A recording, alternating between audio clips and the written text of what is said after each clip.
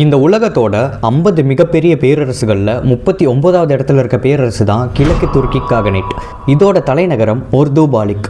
682 சிஇலிருந்து 744 CE வரைக்கும் 62 வருஷங்கள் மங்கோலிய பகுதியில் இந்த பேரரசு இருந்திருக்கு.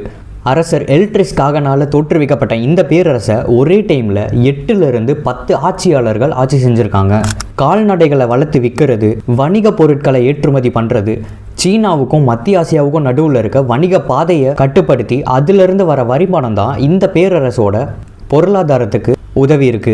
ஆட்சியாளர்கள் பில்ஜ் காகன் மற்றும் புல்டிஜினோட ஆட்சிக்கு கீழே தான் இந்த பேரரசு அதோட உச்சக்கட்ட பரப்பளவு அடைஞ்சிருக்கு. இவங்களோட ஆட்சிக்கு கீழே இராணுவத்தில் மட்டும் 80,000க்கும் மேற்பட்ட இராணுவ வீரர்கள் பணிபுரிஞ்சிருக்காங்க. மக்கள் தொகையில் 30 லட்சத்துக்கும் மேற்பட்ட மக்கள் வாழ்ந்திருக்காங்க. பரப்பளவில் 30 லட்சம் சதுர கிலோமீட்டருக்கும் மேலே இந்த பேரரசோட பரப்பளவு இருந்திருக்கு. 744 சிஇயில் உய்கூர் காகனேட்டோட வளர்ச்சியால் கிழக்கு துருக்கி காகனேட் வீழ்ச்சி அடைஞ்சிருச்சு. என்னோட அடுத்த பதிவில் இன்னொரு பேரரசை பற்றி நான் சொல்கிறேன். விருப்பம் இருக்கவங்க இந்த பக்கத்தை பின்தொடர்ந்துட்டு உங்களோட நண்பர்களுக்கும் இந்த பதிவை அனுப்பிச்சிருங்க.